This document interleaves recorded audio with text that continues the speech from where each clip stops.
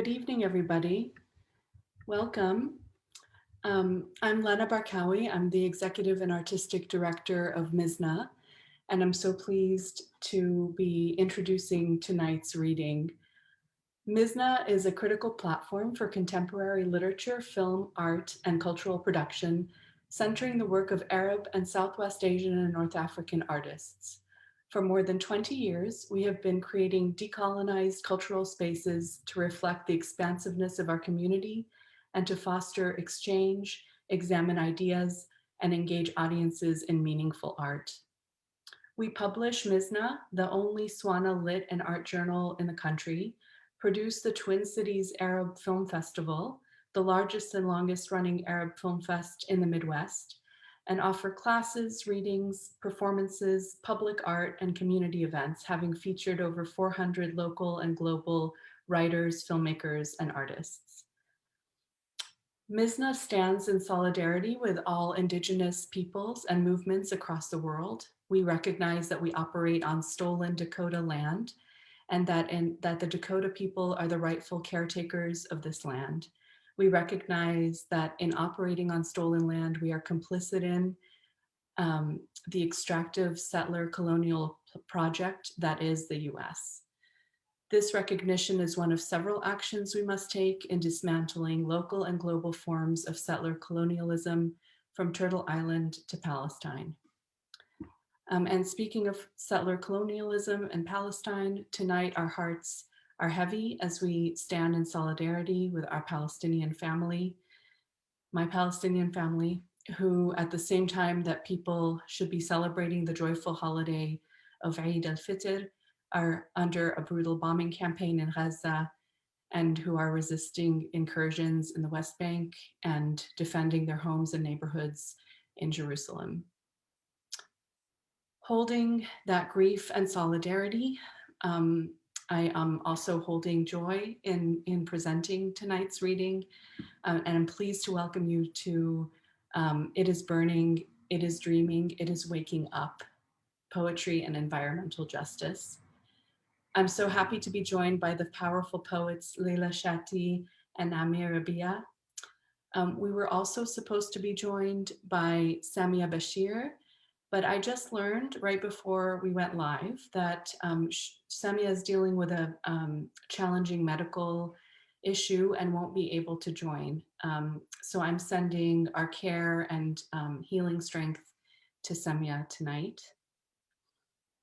Our readings theme was collectively chosen by the members of the Poetry Coalition, of which Mizna is a member, and the title is, tonight's reading is titled after the line, "It is burning, it is dreaming, it is waking up," from Linda Hogan's poem, Map. The reading is one of many with this theme that have been presented around the country this spring and is presented with the support of a grant from the Mellon Foundation to the Academy of American Poets. This reading is also co-presented with our friends at Moon Palace Books, an indie bookstore in Minneapolis. Moon Palace is ready for your orders of the books by tonight's poets, and you'll see those links appear in the chat throughout the reading. I should also say that tonight's reading has an accompanying accessibility document that contains most of the poems that are being read in case that is helpful for folks. That document is being popped into the chat now by my colleague Ahmed Abdul Magid. Thank you, Ahmed. And thank you also to Naila Taman and Roba Al-Malik for helping organize tonight's event. The event is being captioned also by Caption Max, so thanks to them. We'll have some time for questions and a discussion after the readings. So if you feel compelled to put a comment or question into the chat, please do that. And we'll be monitoring that chat.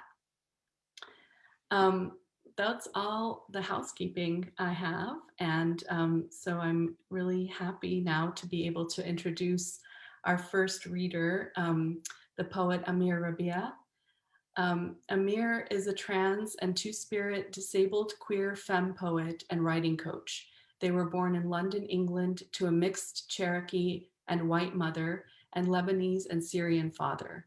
Their work explores living life on the margins and at the intersections of multiple identities. Amir writes about living with chronic pain and illness, war, trauma, spirituality, healing, and redemption, and speaks on silent places.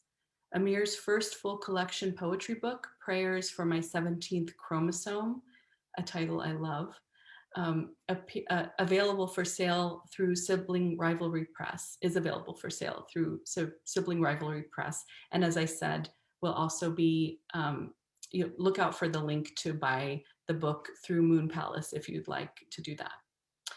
This debut collection was a finalist for the Triangle Publishing Award and an ALA Over the Rainbow Pick. Amir is also the co-editor of Writing the Walls Down, a convergence of LGBTQ voices, and has published in numerous anthologies and journals, including Mizna. They currently live in North Carolina and believe domestic work, chanting Sufi prayers over a home-cooked meal, and nurturing our community is crucial for revolution. Beautiful bio, and welcome, Amir. Thank you so much, and thank you for having me tonight for this reading that centers environmental justice. And I'm just thinking a lot about the relationship between militarism and how that impacts not only human life, but, the earth, the lands, all the creatures living on the land. And so a lot of these poems I'm reading tonight kind of relates to that. And I'm going to have several poems that I'm dedicating to Palestine. And this first poem is called Cactus Flower. The opening quote is, "We flash victory signs in the darkness, so the darkness may glitter." Mahmoud Darwish. Cactus Flower. As the sun sets, we set our plan into motion, our sole purpose to overthrow any assumptions, to change the course of ordinary thinking.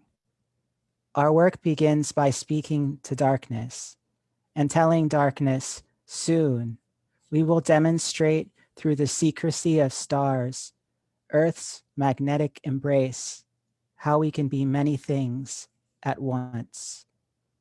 So much of the work we do is internal, goes unnoticed, uncompensated. We get written off or not written at all, labeled freakish, prickled, rough around the edges. We learn to thrive in the dry humor of soil, carry water in our bellies to quench our own thirst. We survive over again, adapt. Even after being carried in the beaks of birds, dropped elsewhere, far from our roots, we grow, we flourish. And when least expected, when history is not told by us, for us, claims we are defeated, we gather our tears as dew. We release our anguish, intoxicated by our own sexed pollen. We burst, displaying the luscious folds of our petals.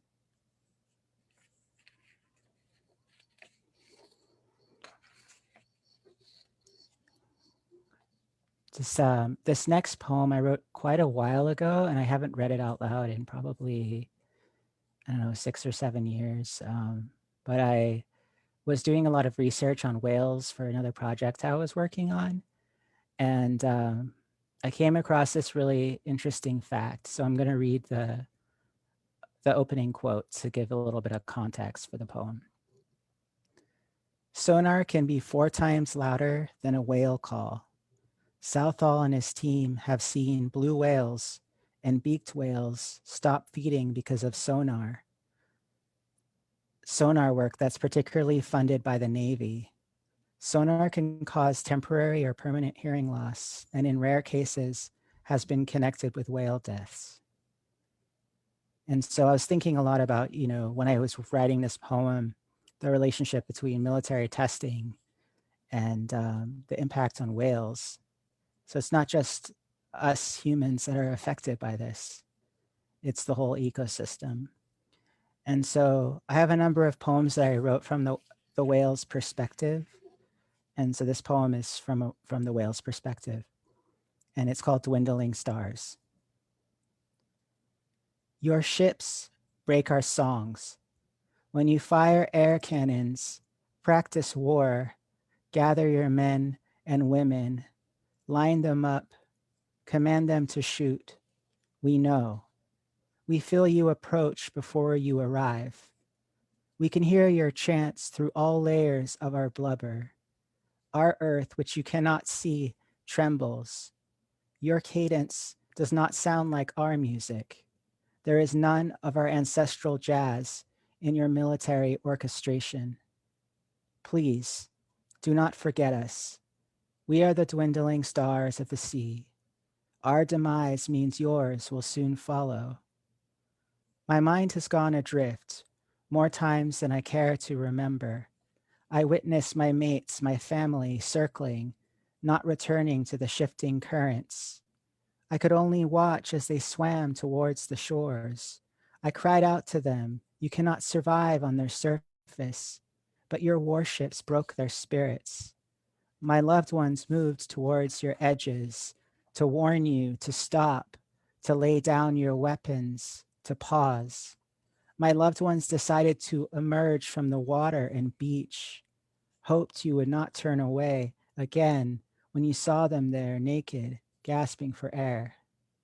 Yet some of you kept right on going, changed a channel on your televisions and within your minds, while others huddled together and wept, found their exposure intolerable, and swore you glimpsed humanity in their eyes.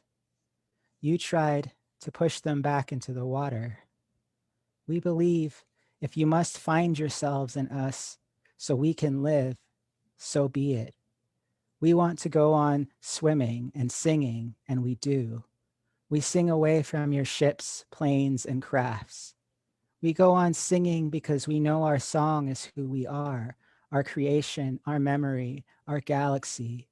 We are the dwindling stars of the sea, and our music will continue to flicker, expand, explode, because we are jazz. Before any human being ever found a horn or a drum, we were there underneath, rising, falling, screeching, playing every note. We have taken you all over the planet with the pain of our dissonant beauty, and you can still hear us if you choose to listen.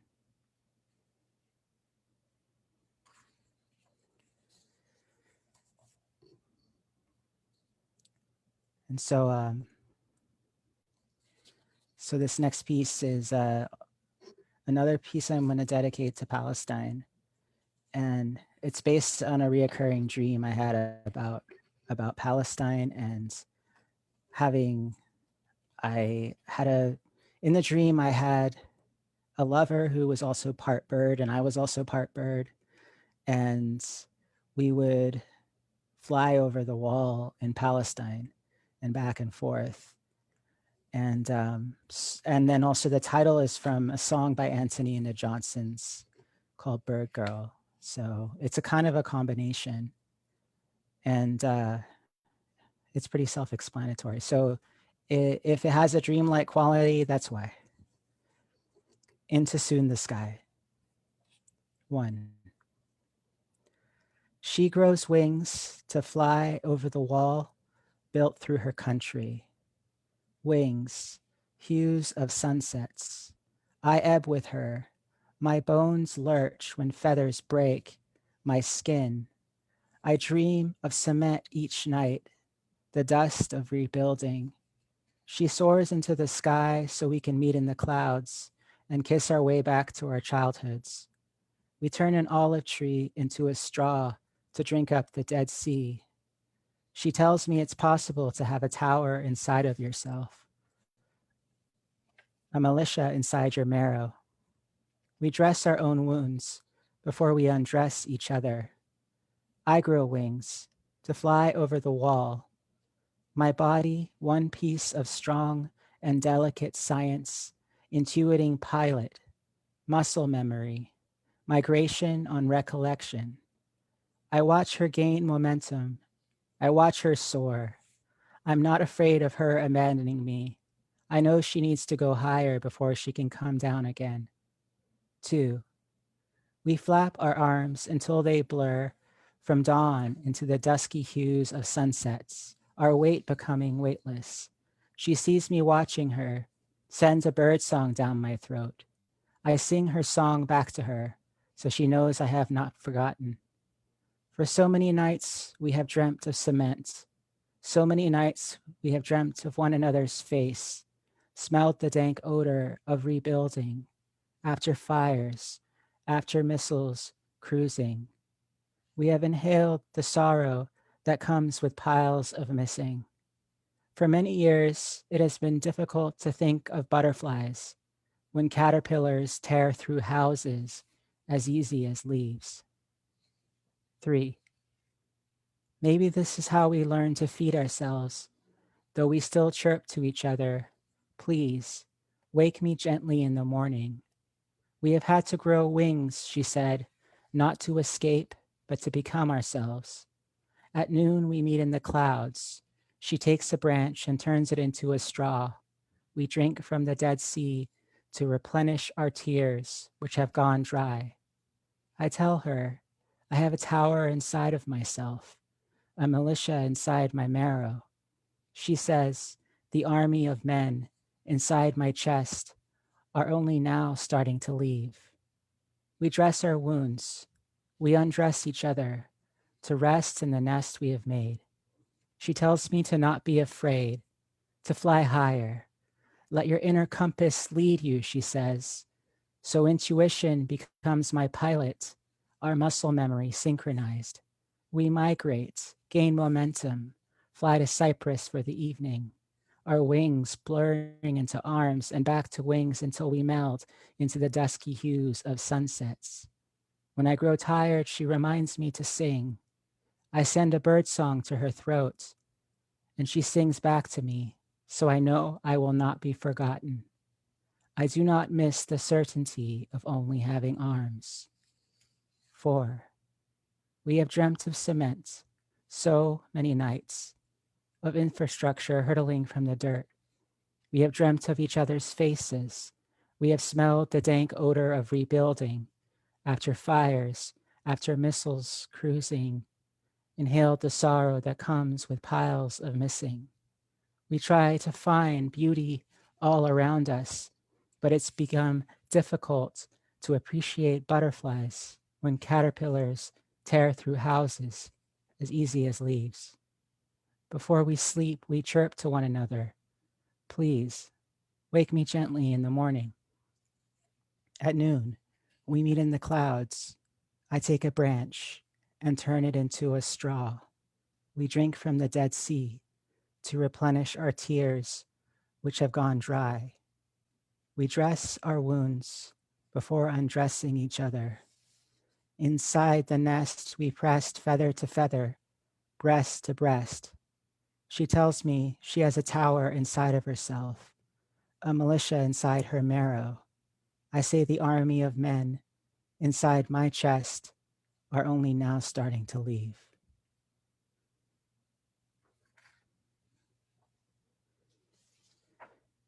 So, deep breaths. I have one more short poem to read, and this poem is called Risk.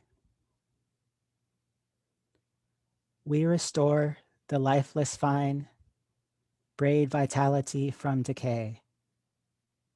The way of crossing is never easy. Someone always looks down. We tremble knowing how far we can fall. We question who or what will cushion us. We feel our frailty. We love as tremors rock earth, bound in devastation and slow transition.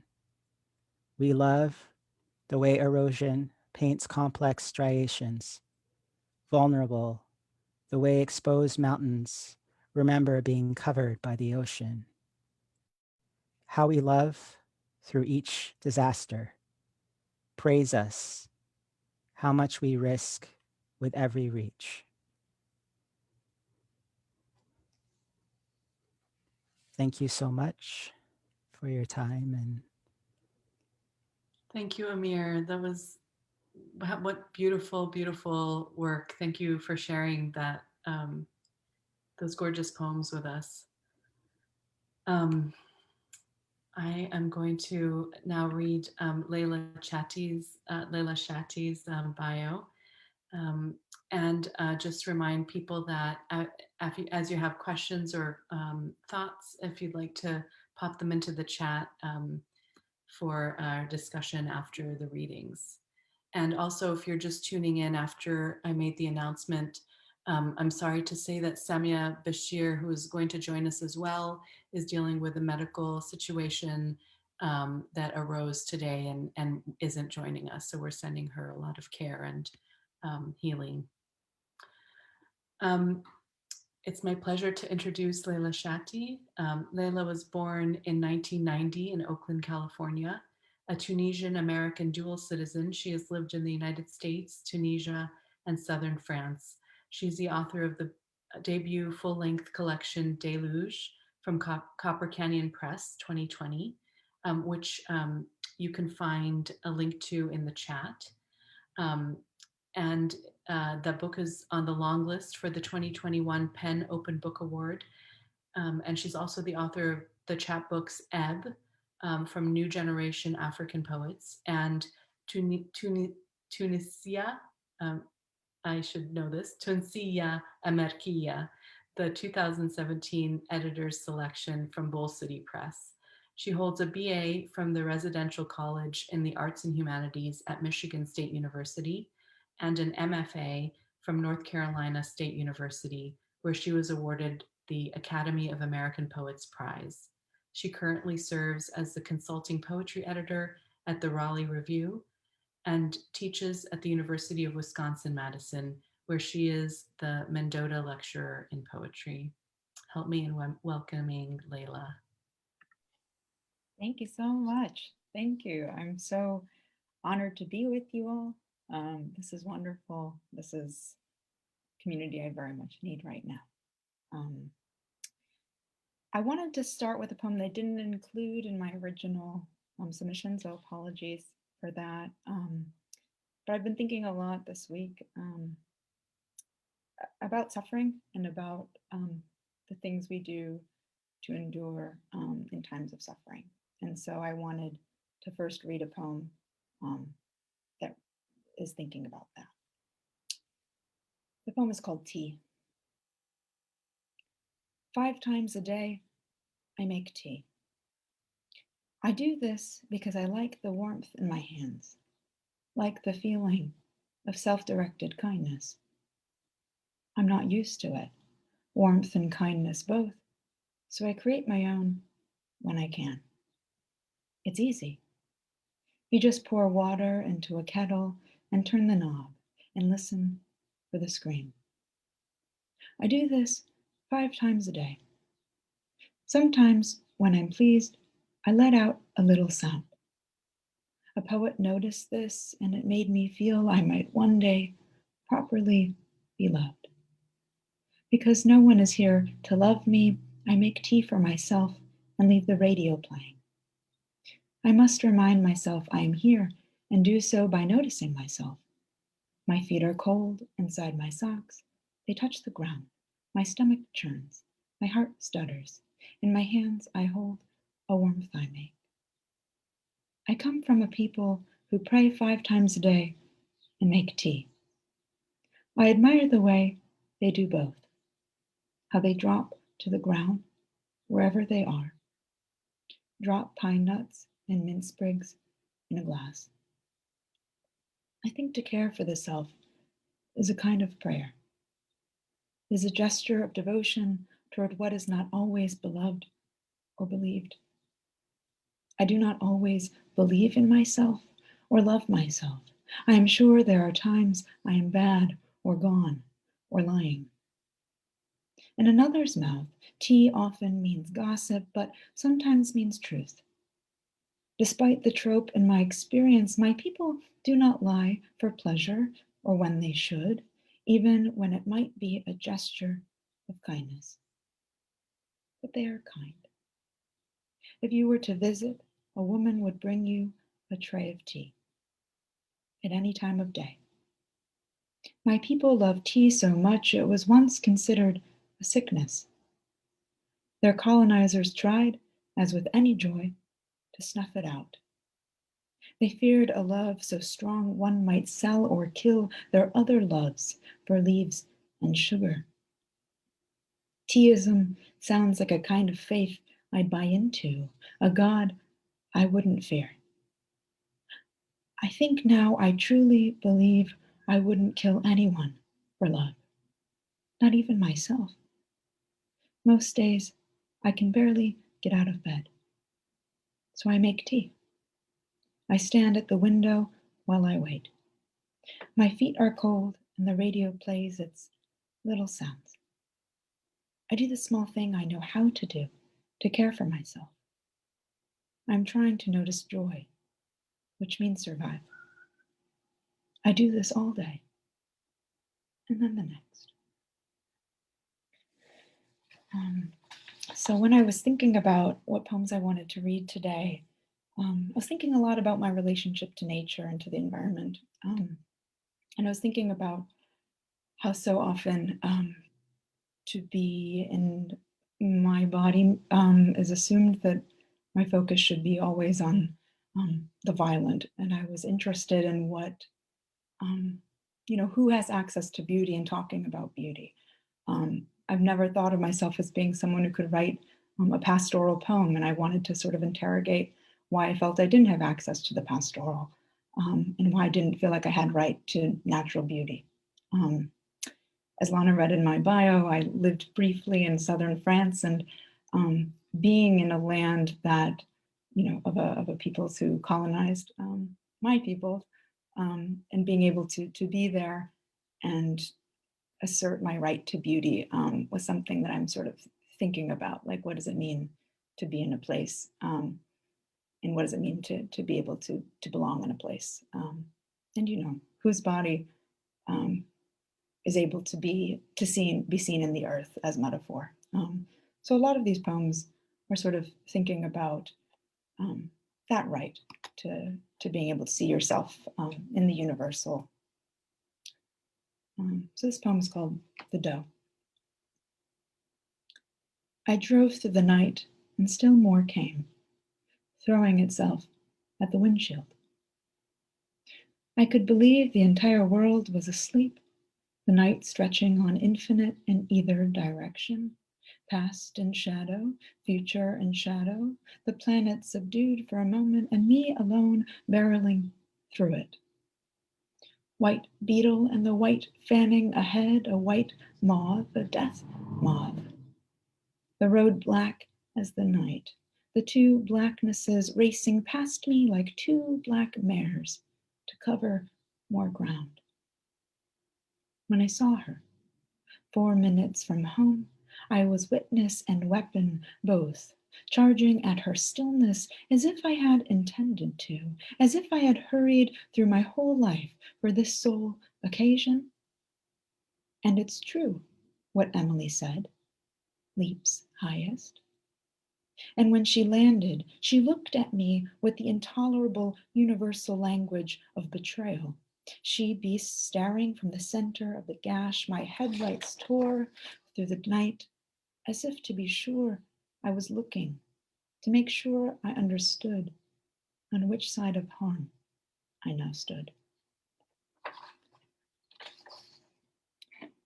Upon realizing there are ghosts in the water, in memory of the refugees drowned crossing the Mediterranean Sea.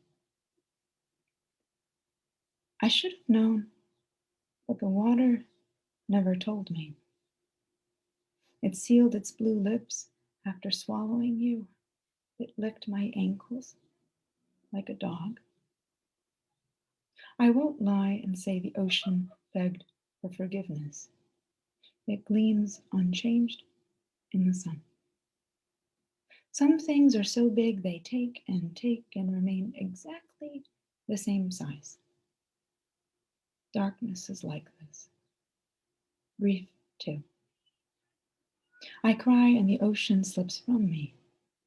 All along, a little sea roiling inside with its own sad phantoms. For a summer, I soaked in its green warmth, wore its salt like gemstones. Now, the heavy shame. How I waded in to your grave as if trying it on. How, when the waves came, they gave me back. What do Arabs think of ghosts? I think the woman means Muslims. Ghost of a word mixed up with our bodies as if they were the same thing, but either way, I have no answer. I haven't asked around. There is too much death. It swells our tongues. It chokes. The soul is a bird flying. It doesn't rest long and its language is different. There are 3 night jars preening under the evening's cloak, by which I mean 3 souls. Are souls clean? Are ghosts? If every sad death made a phantom, my country would be thick with them. We would breathe them like air. They would keep us living. What do ghosts think of Arabs? I want to know. Are fires blooming like invasive blossoms, bombs planted like bulbs, awaiting the spring? Death grows here. There are more every day. Before she died, my grandmother could only say her name. I don't know the names of the dead, accumulating like snowflakes. So many the news talks about them as if they are one thing, a mound of indistinguishable parts. Who calls for them? Who houses them in their mouths? In skies blue as a door, the metal ghosts soar. They have wings, but are no bird, have no soul. We know this better than anyone.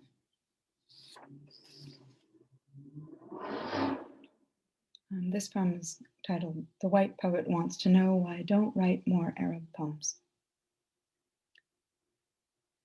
Because while a war blooms at the margins of the other country that claims me, still I am here with my ordinary grief and its language. Because every time I open my mouth, I am an Arab opening my mouth, and the poem is and isn't responsible. Sometimes I have to shake the sand from my story, like a shoe by the side of the road. I have lost nearly everyone I love and all to mundane tragedies. I have never felt in my bones a bomb's radius of light. The truth is, I can only write about God so many times before he starts listening. The truth is, like you, some days I am struck by pleasure so simple and insistent I can't resist. The sun offering indiscriminate brightness against my window, on the table, an empty glass glittering. Or sometimes, too unwilling to mention the wildflowers staked in the field like flags.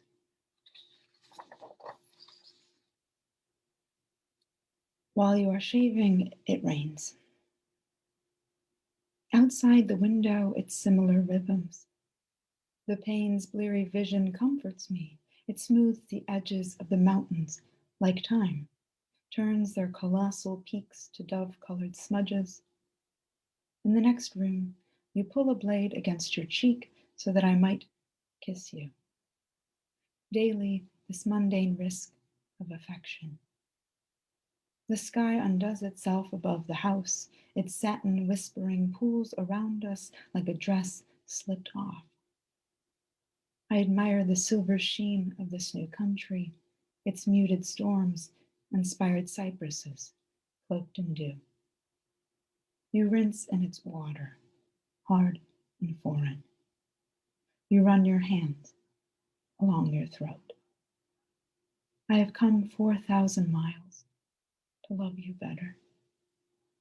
Slowly, I am learning the changed climate, brief bursts of rain, and the violent wind, which clears it. And I'm going to end on this poem, since we're talking about fires. Again, the summer fires. Again, the summer fires swallow forests of the homes I've forged, from California to Provence. Another year, and still your silence lingers, sly and discarnate as smoke. I can no longer picture you as more than a held space, an inexorable lack. In this way, you resemble the dead, ever present and beyond my grasp. If I could touch again your body, I would not believe it, could only wait for you to vanish like dream's vapor once I approached. In summer, we exiled each other. I drove through miles of smoke, yet never witnessed its source. My longing, like that, haze devoid of its origin. Do I need you at all? Or does my desire flourish untended, a blaze burning long past first spark? There are fires so intractable they become a fact of their landscape. Fires like seasons by which we keep time. Thank you.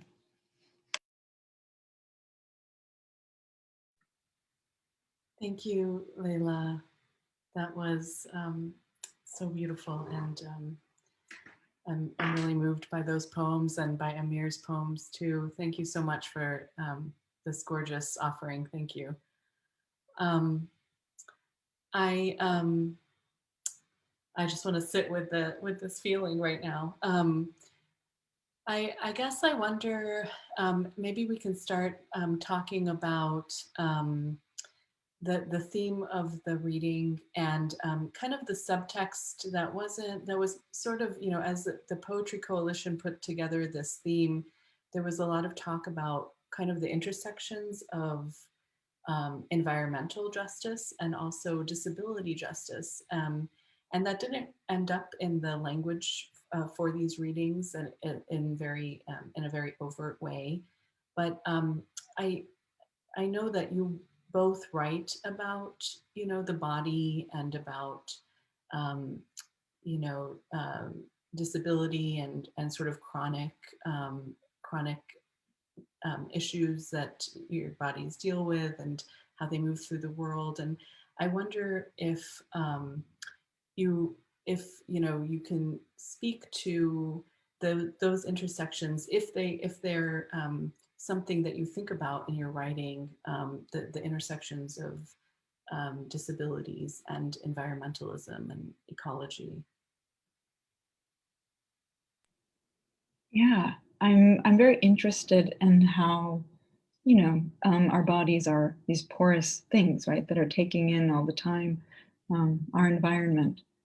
And with my experience of having an illness that has sort of confused doctors for a long time, I've spent a lot of time trying to understand what's going awry in my body. And so much of that has led to questions about, hormonal sort of causes of things, and how we're bombarded by all of these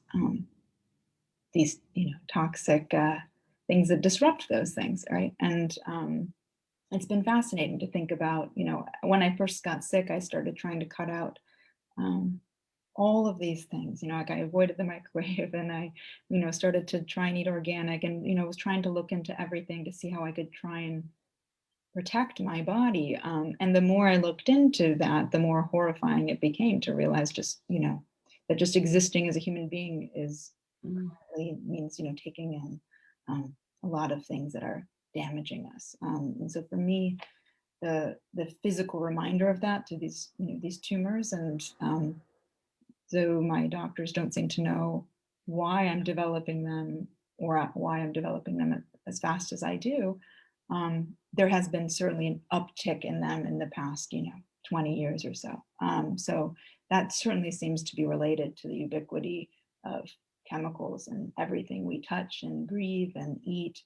Um, it's horrifying, and it's a strange thing to try and navigate. So I think absolutely for me, my relationship to how I, first came to really think about that relationship, um, was absolutely, bodily and personal, and trying to, if it's happening, to me, of course, like it's happening to so many people, and yeah, trying to know why certain people, and and even the intersection even with gender and things like that too. There's some things that are, in products, marketed toward, female bodied people, that cause these things. um, Mm. yeah, so just kind of thinking about all the ways that being in a body, can be harmed in this environment we live in. Mm. Yeah, I can definitely relate to a lot of what you're saying, Layla. Like, I also have a tumor, a condition that causes me to grow a lot of tumors and things, and I also have fibromyalgia and chronic fatigue and all these other things. And I went through a similar process of cutting a lot of things out, um, realizing that a lot of household products, for instance, like will make me so ill, where I'm just in excruciating pain and like vertigo and nausea for anywhere from like a week to several weeks and laid out. And it really just makes me think about how like some of us who move through these worlds with certain conditions, we're in a way like barometers for what's happening just on an environmental level. And living under capitalism, it's like our bodies are literally screaming out like, this is, Mm. we got to change, and this isn't, we need a new way of existing in the world, like with, like in right relations to the planet and to the world and to each other. And I just think that some of us, our bodies are feeling that more deeply for whatever reason. And um, that's kind of how I see it. And but it is really hard. And so for me, I can't really separate it out either, Mm. environmental justice and my own like chronic conditions. It's like very much aligned. Yeah. I mean, we're part of the earth, right? We're part of the environment, and we're sort of the orchestrators of this violence on the environment that then damages our bodies and everything else. It's a trauma that we inflict on everything, and there's sort of this, um, human hubris of not thinking of ourselves as part of nature, but and always, thinking that, like you're saying, Amir, our capitalistic, society is going to save us from the things the damages that we've done, and it is a lot of hubris. I think this year of pandemic has been, um, horrible and interesting in how we've all just been, we've all had to succumb to a virus, and be um, humbled in that way. It's it's it's been interesting, and it's been a year of a lot of grief. So I wondered, there's, the poems that you shared with us, both of you, I think, spoke um, to grief, but also to joy. I love this idea, Layla, that you mentioned. There was an imagery of the expansiveness of grief, that there's some things are so big that they are unchanged um, by the ways that they destroy, the things that they destroy, they absorb, and yet are unchanged. Um, and yet there is joy in your work, and yours too, Amir. Both of these things live in your work. Um, I wonder if there's something, you know, that you're reflecting on, about grief in this time right now, as we're kind of in this, you know, maybe the sort of a different phase of the pandemic, and finding some joy and reconnections as people are becoming vaccinated. Yeah, I don't know, how do these ideas kind of land on you?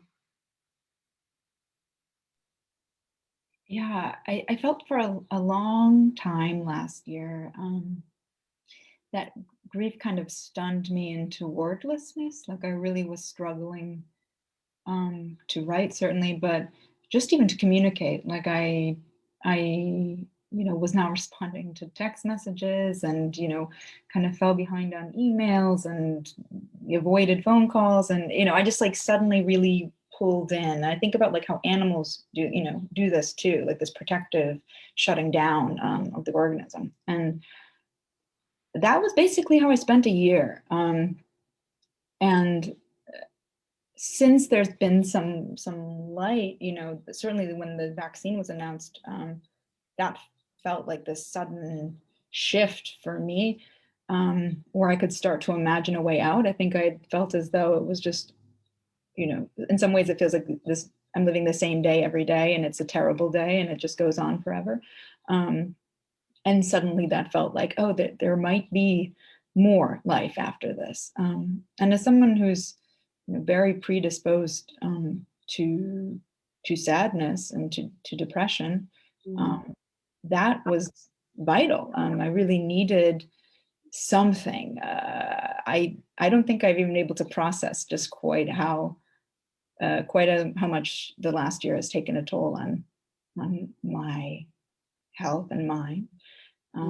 But I feel, this thing that I've done to survive, because my therapist gave me a goal early on in the pandemic that like to feel good is like out of the question. Like, let's just try to hit okay.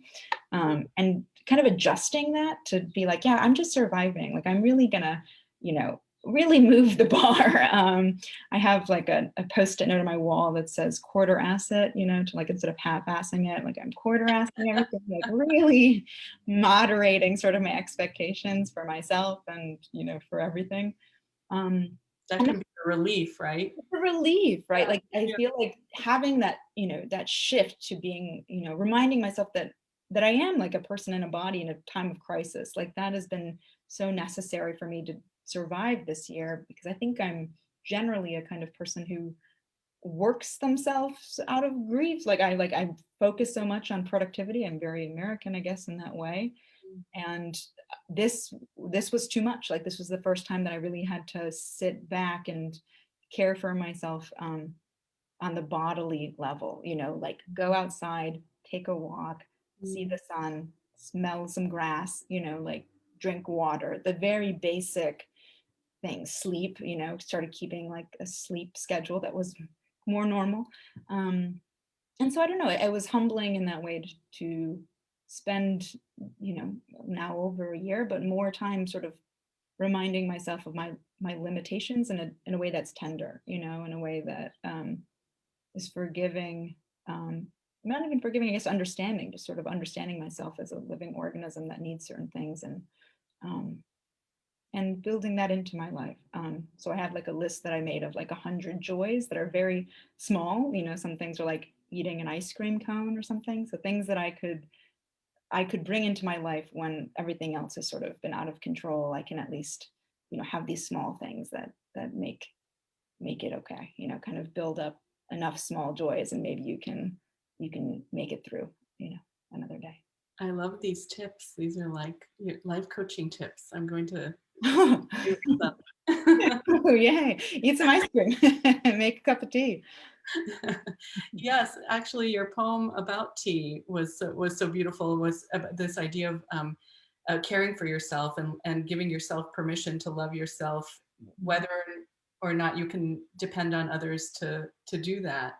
I heard that as well, actually, in your poem, Amir, about the whales and the the singing for themselves, like this idea of sort of self knowledge and you know, knowing the things that you need and doing those things for yourself. And it actually made me think of the last stanza of Linda Hogan's poem about I don't know if I can pull it up, but in the last stanza before those lines, it is burning, it is dreaming, it is waking up, she talks about the names that we and creatures in nature have for ourselves, this idea of sort of self-naming as kind of an aspect of that, you know, self-care.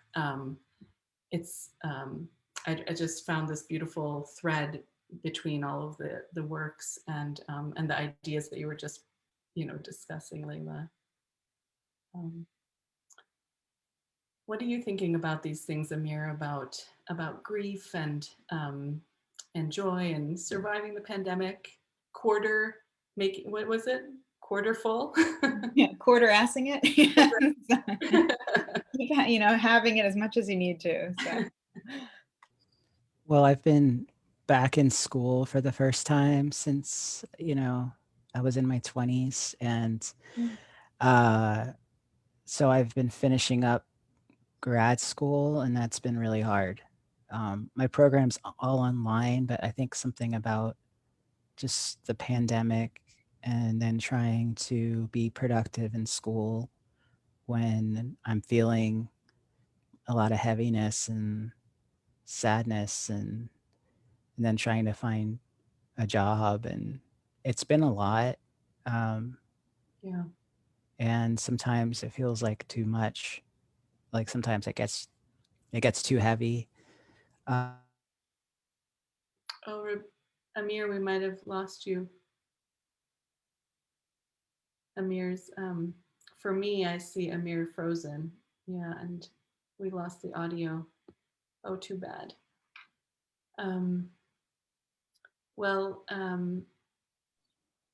yes, it's, you know, one of the things that Amir was speaking about, you know, this sort of grace that we need to um, allow ourselves these days. And I think maybe if that's something that we can hold on to out of the pandemic, I think that, you know, it's, you know, I think so many, in so many parts of my life anyway, that, you know, the adherence to deadlines and um, other sort of, you know, requirements of life have sort of eased.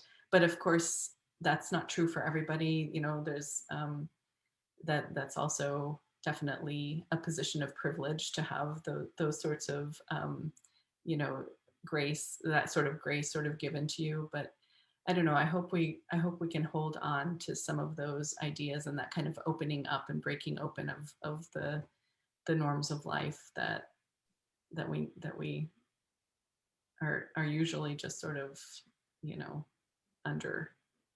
Yeah, I hope that's like the thing that I really hope that we take.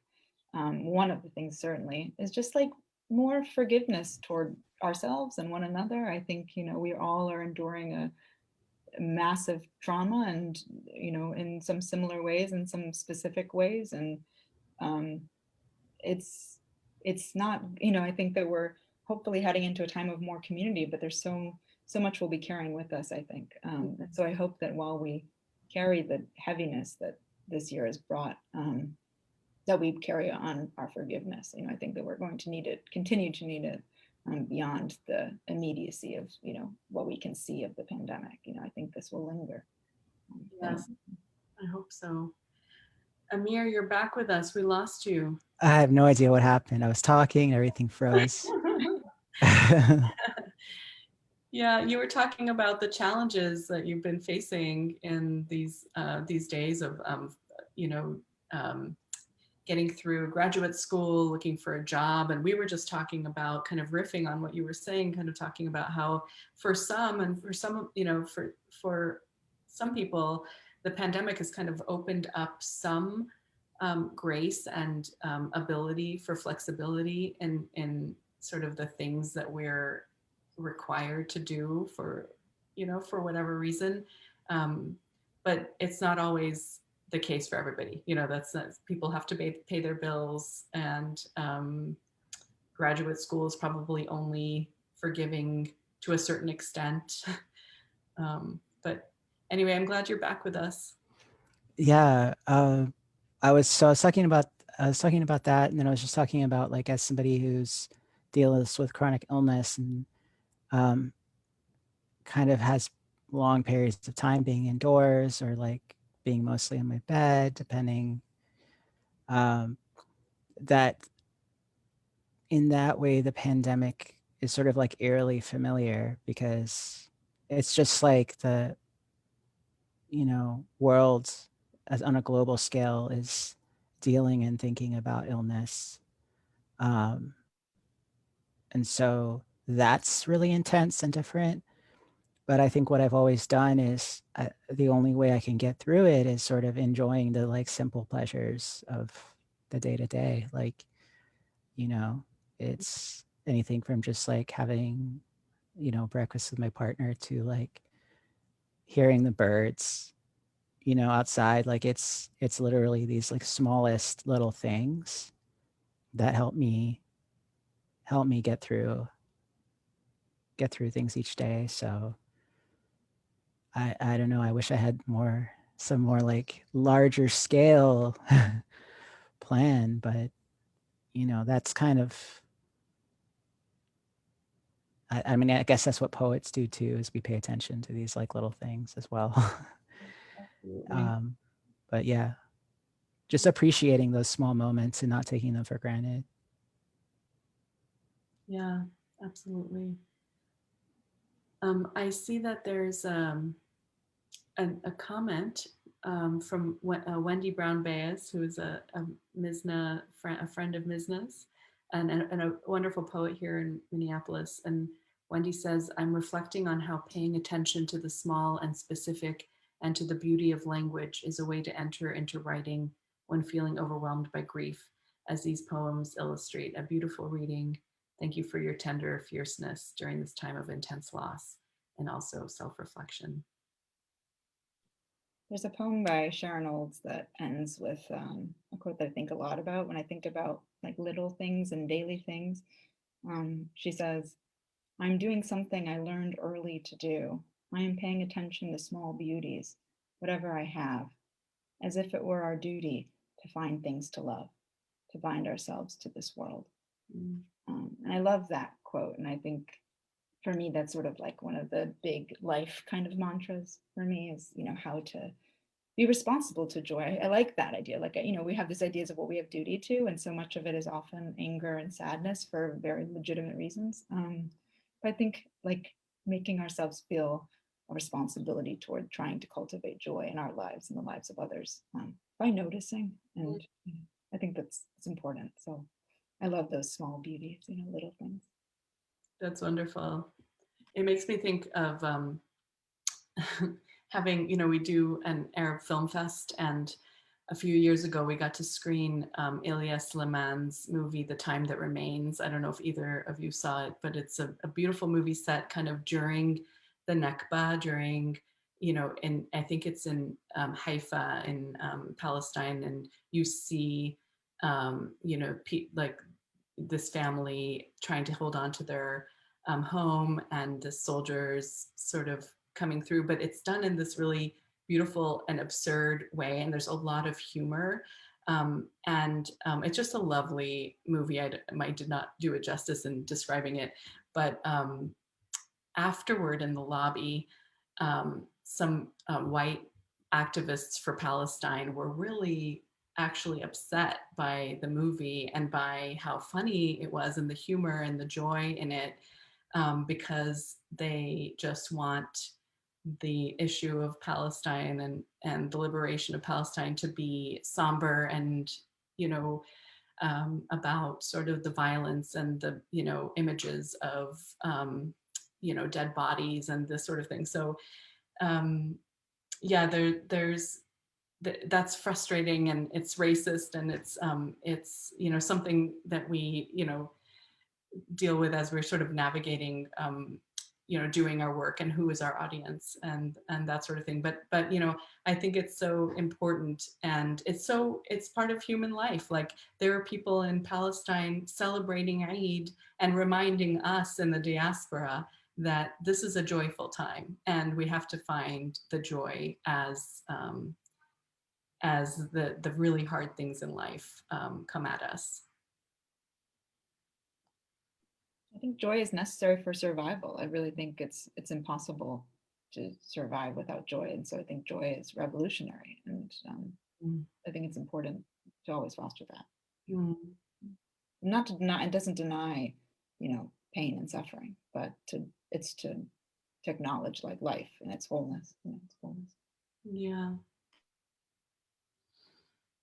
A question from Yara Amar, another wonderful poet in the Twin Cities, who's part of our writing collective. Yara, and who I just saw actually today at the Palestine rally in town. Yara has a question for Amir. Can you talk about writing and having chronic pain? I thought I heard Lena mention that in your bio. Thank you. Sure. I think, gosh, it's a challenge, to write when you have a lot of physical pain in your body. I think I used to try just to write through my pain, and now I try to write alongside it, if that makes any sense. Mm. Trying to push through it is counterproductive. And so, yeah, writing with it, alongside it. And sometimes I might only be able to write down like a few sentences, and that's all I can do. And sometimes I can write more. Sometimes I speak into my phone, do the talk to text thing, like I'm conjuring and I'm just speaking into it. And yeah, just finding unique ways to kind of create even when your body's struggling, and learning how to be more gentle with myself, which sometimes goes great and sometimes it doesn't. But yeah, I just like have to try and write alongside it, because it's pretty much always there. Just some days my chronic pain is like really extreme, and other days it's throbbing, but just kind of like throbbing all day. Other days it's really bad. So yeah, but I'm trying to force myself to squash it, or push down, or grit my teeth. It's with the days I try and do that, I'm not as successful, and I end up feeling worse than when I'm able to just be in a state of sort of acceptance and writing with it. So wise, and what a beautiful way to put it, writing alongside your pain.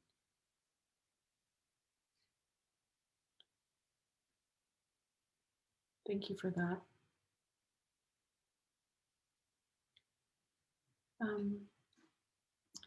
Are there other things that you'd like that have occurred to you, or that you'd like to sort of discuss with each other, or thoughts that occur to you?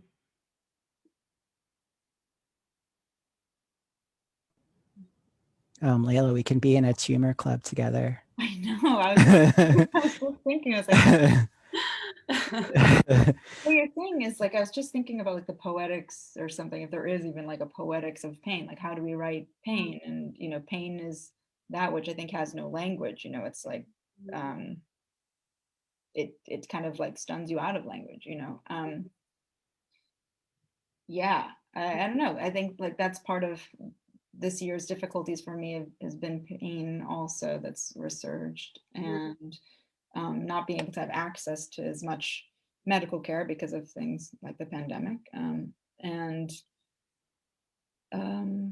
I've spent so much of this year like in the bathtub. Like, I don't know if that's like a weird thing to share, but trying to manage it and having my computer next to the bathtub. And so I'm thinking about like how much have I written from that space, and like also just like thinking about like painkillers. I don't know, like that's maybe something we don't talk about that often, but like how painkillers kind of change the way I see the world. You know, it's a sleepy, dreamy way of being. And when you're sort of in that space for a long time, or like, you know, lack of sleep from kind of a long period of suffering, just the way, you know, the world shifts as seen through like a prism of pain.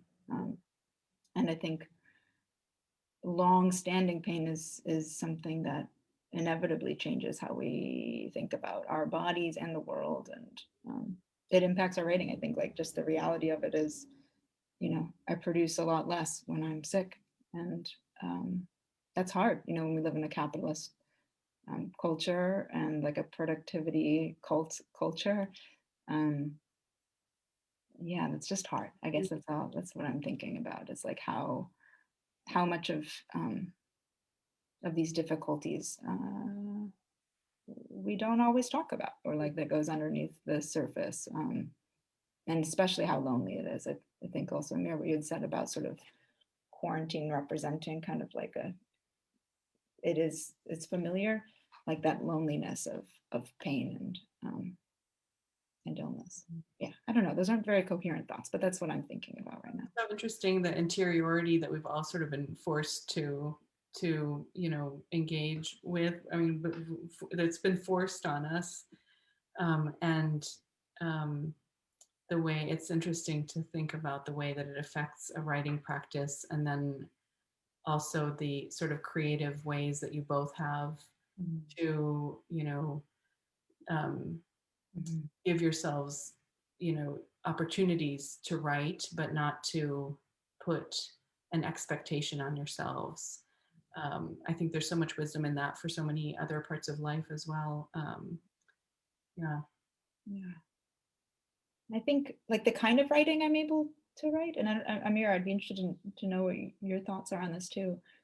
It changes. Like I feel like when I'm healthier, I can have like kind of long lined, you know, kind of wandering poems because I have this like space and time to do that. But when I'm dealing with an episode of illness, it's very fragmentary. Like my thinking itself, the time I have, it's, you know, literally like shorter lines or like pieces of things, and like it sometimes evades like a traditional like shape. You know, I feel like what it becomes is different. And I just only was kind of thinking about that just now. It's like thinking about poems I've been writing recently versus poems I was writing, you know, a couple of years ago. And that's I don't know, it's just interesting for me to think about, like, is how it does impact like the way I write, I guess. Amir, I don't know. I don't know what your relationship to that is.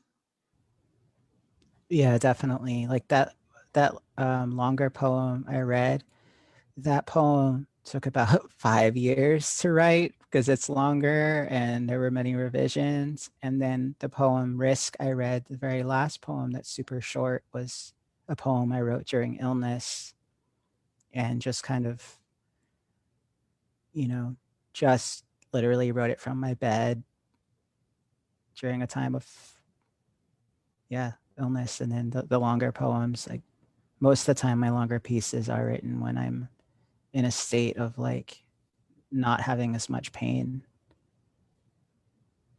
And I feel like a real urgency that is not helpful to my work sometimes, like where I'm like, oh, it's a window where I don't feel bad. Like I need a rush to write something instead of being able to like rest, which is normally, you know, what would be, I guess, good for my body. And yeah, so I guess like seeing, I don't know, like just the way I think about the work is so like narrowed or something, you know, because of, you know, this fear, I guess, that it will intensify again and come back. So I have to write something quickly, and, you know, feeling like you're trying to outrun it or something. Yeah. And then clean your whole like apartment. Yeah. Take a shower or something, you know. Yeah, get a couple hours of sleep. Yeah. And like, I feel like it's kind of almost like genre has been kind of determined a little bit by, like, I feel intimidated at the idea of long form because I'm, what if I start and then, you know, I'm unable to get back into it for a year or more. As in poetry, you know, I can, like, as you said, Amir, you can like talk it into a phone, you know, you can like write it down very quickly. And so like I've been interested in things like essays recently, but I feel like I have to speed write one or something, or like just to even have the, you know, not even like necessarily being outrunning pain, but also like the concentration, because like it's such a mental toll on you to be in this space of pain, but also space of anticipating pain. The way you're like in a fog a little bit. Yes, that's the thing that strikes me as somebody who doesn't live with chronic pain and blessed in that way. When I have had illness and you know, kind of more acute like moment, you know, times of recovering from illness, just knowing how distracting that is. It really, it's, you know, it's not a time when I am able to read a book or to even watch sort of trashy TV. Sometimes you don't even have that, you know, that space in your mind for that. So it's so profound to think about this idea of like finding ways to write alongside, you know, your realities, and then being open to the ways that it informs your work and the form or the genre, as you say. So it's so interesting and so admirable. It's given me a lot to think about. And in even sort of reading poetry and thinking about what the circumstances of the poet was when they wrote the work. So interesting. Well, I see. I was going to wrap, but I see a comment or question, if you don't mind. Susan Masood wonders about pain and poetry. How do you see pain informing form in your poems? This is something we've been talking about. Does it um, does it maybe inform the form of your poem or the writing of the poem change after those heavy days of pain? Thinking here of the body as the conduit of poetry too. Maybe you spoke to this a little bit already. I will say also, like, I've been writing almost entirely in form this year, and I've been trying to think about like what's drawing me to like traditional kind of forms. And I think in a way it's almost like a scaffold or like a railing that I'm like holding on to, so I know when I'm done. And so that's been very useful to me. Just, you know, it's a direction, because I think sometimes, especially when I'm writing about pain, when I'm trying to talk about it, it's so big and it's so overwhelming, that to have like a outline or something that I can just follow helps to narrow my scope a little bit, so I don't have to try and tackle everything at once. So I've been really, when I have the mental energy for it, because form is certainly difficult in its own way, but when I feel up to it, I've been using form as a way to sort of help guide me through what I'm trying to say. When things kind of feel like an overwhelming like wave or something like that, it's like, you know, helps put up some walls to bury it, or I don't know what that word is, divert it, you know, into the right place. Organizing principle or something. Yeah, something, a scaffold to hold on to. It's interesting. Yeah. But most of my stuff recently has been very fragmentary. So I would say mostly fragmentary, very brief. I'm really interested in little poems. So like poems that are like 5 lines or less. Like how small can a poem be?